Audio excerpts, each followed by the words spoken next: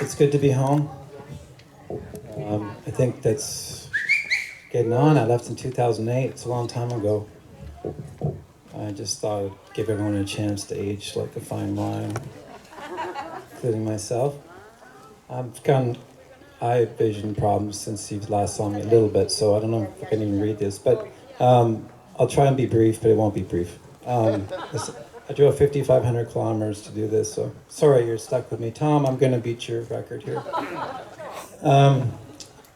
So this was written at first in 2006 when I couldn't make the celebration of his life. I was on tour in Texas and Oklahoma and all this stuff. So I asked Brooke Bilney to read it. And he wrote back, "Are you nuts? This is like 20 pages long." No.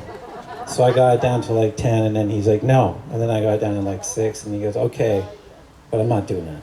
So don't worry." God bless you, Brooke. I just found this rant of words I wrote. I've never read this, so I don't know how it reads, but Brooke would know. I just found this rant of words I wrote when Gary passed. I was on tour and pretty messed up, and Brooke was kind enough to read it at the celebration of life. Words for Gary, 2006.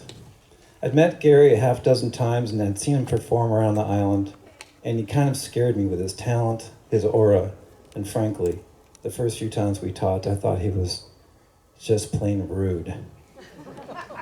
The most fascinating thing about his poor behavior, which was something I would later learn to appreciate, was that it could even make your day in the strangest way.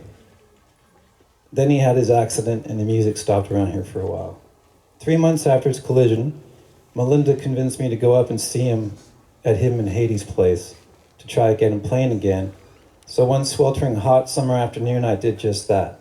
I was nervous as hell. What right did I have to assume he'd be ready for it? And what would I do if he told me to piss off? I went for it.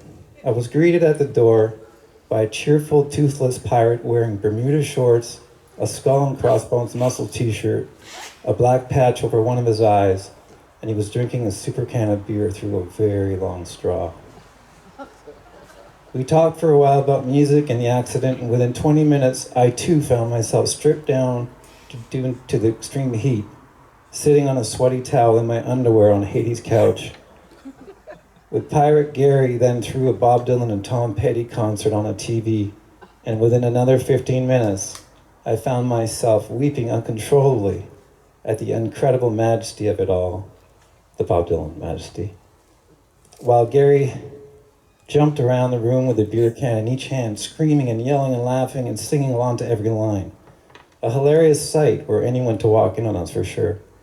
With me crying in my underwear and Gary yelling, "Wait, man, yeah, that's good, Indio. Bob's talking to you, man. He's talking to us all." Needless to say, after everything he had been through and survived, I could tell the music in him was far from gone. After a couple more visits and jams, he was back in the saddle again with music coming out of him day and night. So many new ideas and dreams for jams and records and gigs. He let me play in his band whenever I was home from tours, and it was fun and exasperating and amazing. His songs were great to play along to, and he sang with so much conviction. And whether people listened to him or not, or even showed up sometimes, it was always 100% rock and roll. I can't recall how many operations he had undergone by this point, but the amount of suffering he was enduring, looking back now, I can't believe how much spirit and power he had. He had still not been made aware that another great challenge was just around the corner, which was the cancer that would take him so quickly after all he had already been through. My friend Gary was a poet, a picker, a high trapeze artist of soul. The orphan, gypsy, fool, and sage were just some of his embodying archetypes. He was one of the yes people from Carax on the road. His heart was a burning bush in a vast empty desert. His eyes flickered with light and flame. Like any real artist, he was incredibly tortured, existentially unimpressed, bored by the meaningless waste around him. Ennui was his great enemy, and the status quo could eat shit for all he cared. His veins and skin held the promise of an inner heat or diamond light, the kind that all the mad ones know about and live for, and most often can't recognize within themselves.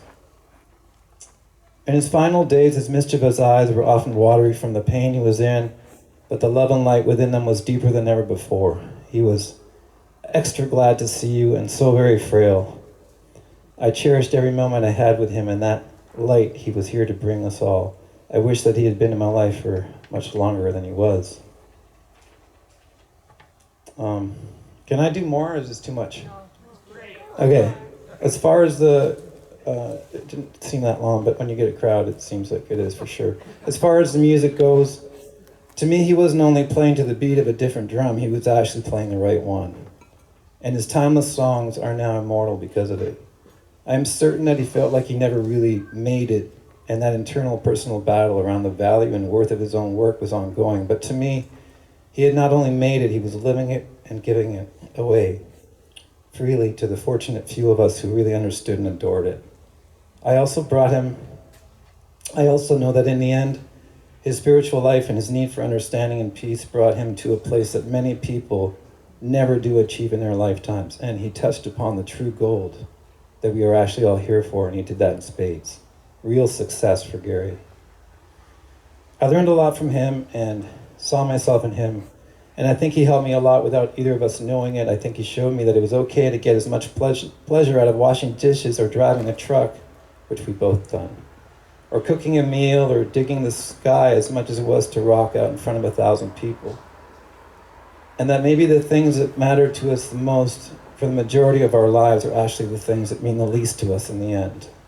Like sitting on a couch in your underwear next to a drunken pirate who has lost all of his teeth in his face in a recent car accident, while watching Bob Dylan play a concert with 20,000 people in a stadium was maybe going to be just as good as being Bob Dylan or just as okay, and that maybe we actually were Bob Dylan.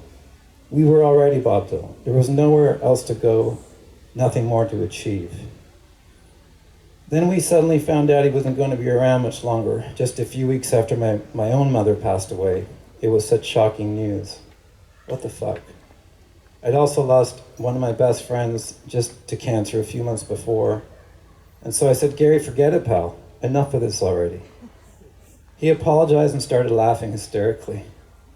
When he told us about it on the ferry, it was like he was going to go on a trip to Mexico or something. There was little to say, just some hugs, a few tears, a quiet smile. Our relationship then changed for the third and final time.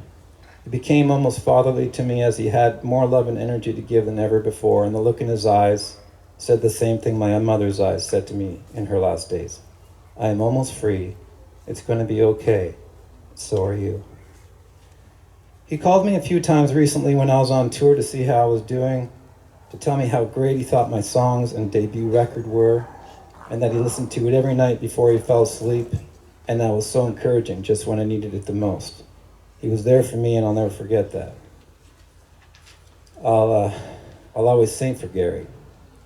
Even if I am driving truck for a living, which I haven't recently actually, or washing dishes, which I haven't done in a long time. He was our friend, he always will be. He knew love and he was love, and I thank him from the bottom of my heart, top of my uppermost mind. So that was 2006, and then on a visit here, I didn't come here for very much the first 10 years I was gone, and then I started coming regularly. But actually, thanks to Tom, invited me to host the Bob Dylan night once, and that was the opening. And it was that time, Tamara, Niall, and I went to Gary's grave, and there had just been a storm, and everything around the cemetery had been damaged, but Gary's stuff was totally untouched. So I got inspired that night to write something on Instagram back when I still used it regularly. Paid a little visit. This is from 2018. Paid a little visit to Gary the other day. He wrote so many beautiful songs. He got to the bottom of it all. Completely inside of everything from the outside, always. He wasn't playing in the game at all, not yours anyway. He was in a different field altogether. Higher ground. There where people write and create for sheer survival and don't even know that they're slaving away in a diamond factory. There where there is nothing else, no glamour, no arrival, no acceptance, no place, no ground, no club, no validation, no hit parade. Guggenheim, Grammy, Canada Council, Juno? No. No website, no management, no publicist, no booking agent, no fucking chance. No record sales. It's not so much that he was against all of that. It was just kind of seemed like it was against him. Because he was Mercury. He was fluid. Because he was dangerously uncontainable. There was no big break for Gary. You can't Google him and get very much back. No videos, except for one on YouTube of him jamming with Ginsberg, which is so beautiful. Poet, picker, shit disturber, I'll always miss him. He drove me effing nuts. He thrilled me. He believed in me. Told me I was a real deal. You know what? Wow, therefore I am. The great Gary Cramer of Brain Damage, of Ridge Runner, of Slocan, of Vancouver, of California, of Galiano. Even a recent storm wouldn't touch his resting place. Music saved his life. A great woman saved his life. Vipassana saved his life. Buddha. He was one of the burning ones, the electric ones, jumping out of his own skin, twitching, pulsating, dazzling. Jesus, how the great ones suffer and pass so often without barely leaving a trace. The Edge itself, that was him. Ultra jester, joker, merry prankster, Peter Pan, beat poet, rock and roll pirate. He suffered here enough for 2 lifetimes. He laughed like hell on wheels. And what songs, changes, desire is a fire and it burns without love. Falling leaves, ego, etc. I loved his voice, every bit of it, all the diamonds in his fingers and his eyes. He left me with his dream guitar, his books and his films, and the message. You're the real deal. Keep going, man. Gary, 1962 to 2006. 1952, I can't read my name. Thank you, that was all. And now I'm just going to sing a couple of songs.